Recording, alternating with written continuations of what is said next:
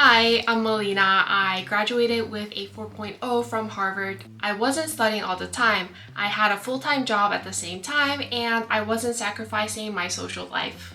A lot of people have this false idea that you need to be studying all the time to get straight A's, but that's not always the case. So I'm here to tell you all the steps I took that helped me study smarter and more efficiently. If you implement these habits into your life, you can totally be on top of your class too. Now let's go straight into my first tip. Tip number 1, clarify your doubts immediately. When I was in school, there were many assignments and readings that were very difficult. But I asked for help right away by going to office hours or reaching out to the TA. You can always email your TA or ask other students in the class so that you don't waste your time reading the wrong pages. The semester moves by very quickly, so these small things will build up. When you don't clarify things right away, it can lead to anxiety the night before the test, so don't wait. Tip number 2, understand how you are graded. Not all classes are graded the same. Some might have a participation component, while some classes might not. If participation is part of your grade, it means that you will have to go to class and actually participate. Just acing your exams won't be getting you an A in the class if participation is 40% of the class grade. But if exams are 100% of the class grade, it means that you will have to put in extra hours studying for the exam. Some professors will give you an exam study guide. This guide will help you figure out what topics are going to be on the exam, so you don't waste your time studying for topics that's not going to be on the exam. It's less about how many pages you read or how many hours you study, but more about understanding how you're graded and using your time efficiently. Tip number 3, go to office hours. You can go to office hours to clarify anything you're unsure of in the class, or to just get to know your professors. If you're planning to go to grad school, you will most likely need a letter of recommendation, so it can really help you build that close relationship with your professor. Even if you're not planning to go to grad school, your professor might be able to let you know about a job opening or suggest a conference or event you can attend. If you are feeling too intimidated to go to your professor's office hours, you can also go to your TA's office hours, since they will most likely be the ones grading your assignments, lab reports, and essays. It will give you a better sense of what's exactly expected and how you will be graded. Overall, I think there's tons of benefits of going to office hours and seeing your professor, even if you're not struggling in the course. Number 4, note-taking might be a waste of time. This might be a bit controversial and you might need to take notes depending on the class. If you want to take notes, one tip I have would be don't focus on transcribing because you won't get it all. Rather, focus on understanding. Write down questions on what you don't understand or relate points to what you already know. At the end of the day, note-taking can work under right circumstances. And note-taking isn't about recording information word by word, but an aid to help you focus on what you don't understand. Tip number 5, surround yourself with greatness. I met incredible people in my life, business owners, consultants, engineers, doctors, lawyers, and so on. I was thinking, if these people can make such a positive impact in the world, what is stopping me? It gave me the motivation and courage that I am capable too. Spend time with people who are at where you want to be right now. Talk to high-performing students and watch how they study and what habits they may have. If you don't know any high-performing people personally, you can take advantage of the technology today. You can watch YouTube videos, you can listen to podcasts, or reach out to people on LinkedIn. And I'm not just talking about people who succeeded in school or in their career, but people who are positive-minded and have a healthy mindset.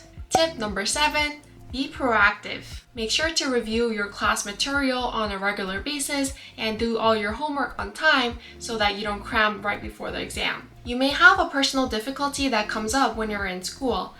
When I was in college, I tore my ACL in the middle of the semester. This doesn't mean you're not going to do well in the class. I reached out to my professors, letting them know about my current situation, when I'll be doing the surgery, when I'll be missing class, and I asked what I can do to make up for it and get extra help. My professor offered to set up a meeting time to go over the material I missed, and I was very grateful for that. So you just have to communicate and be proactive. If you don't speak up, your professors have no idea what's going on and what you're struggling with. Tip number 8, be organized. There's 2 key areas I would recommend focusing on. The first one is filing and organizing your class material. I created a folder for each course, and then created subfolders like notes, essays, and handouts so that I can easily find the documents. If you like to print out your materials, then having a physical folder with clear tabs can help you easily access the material. I personally like keeping things digital so that I don't have to keep track of a bunch of papers and notebooks. And it's also easier to add or change anything in the document. Second one is setting up a calendar. I use Google Calendar to put in all the test dates, when the assignments are due, and when I'm meeting up with friends, etc. This allows you to see the big picture for each month and for the entire semester as well. I recommend color coding your calendar and picking a different color for each category. For example, I use red for any important or urgent tasks and blue for social events. Most professors will take off points if you handed an assignment late, except for special circumstances. So you want to have a system to keep track of when things are due. Tip number 9, sit at the front and participate.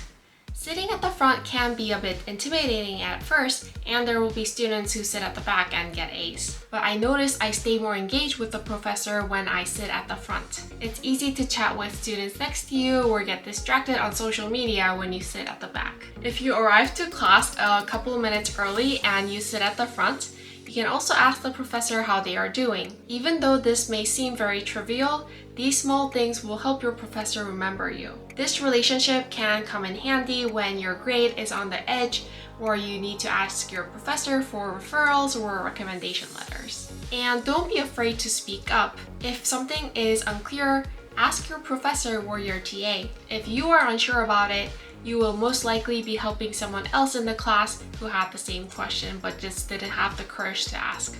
Tip number 10, create a support system. Support system can include family, friends, professors, coach, or anyone you can turn to for some support. My mom has been my biggest support system throughout my school years. She was always there to listen to my hopes, dreams, fear, or just anything I was feeling at the moment. And she gave me encouragement, advice, and support. I also had an amazing advisor who was there to help me plan out my classes and talk about my future. If you're unsure about how to build a support system, think about who gives you positivity and truthful advice. And don't be afraid of reaching out or creating new opportunities that may be outside of your comfort zone, like joining a new sports club.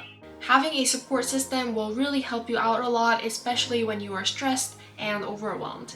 Tip number 11, take care of your physical health. This includes sleep, food, and exercise. Try to get at least 7 hours of sleep every night. Sleeping can help you better focus when studying.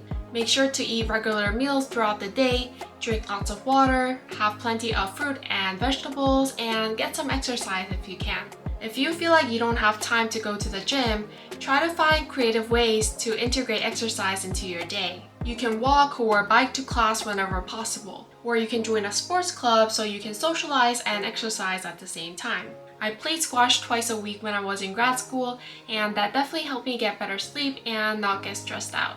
Whether it's exercising or eating healthy, moderation is key. It's good to eat healthy, but you also want to treat yourself to things you like, such as ice cream or whatever you like, time to time. And same with exercise. It's good to exercise, but you don't want to put too much pressure on yourself that you need to exercise every single day for 3 hours. Okay, that's all I have for today. I hope these tips will help you be more responsible and disciplined. Don't feel overwhelmed that you need to put in practice everything all at once, but you can make one tiny change at a time. And once you stick to it, it will become a habit over time. Thank you so much for watching, and I'll be making more videos that will help you with your schoolwork, so please like and subscribe. Thank you so much for watching. Bye!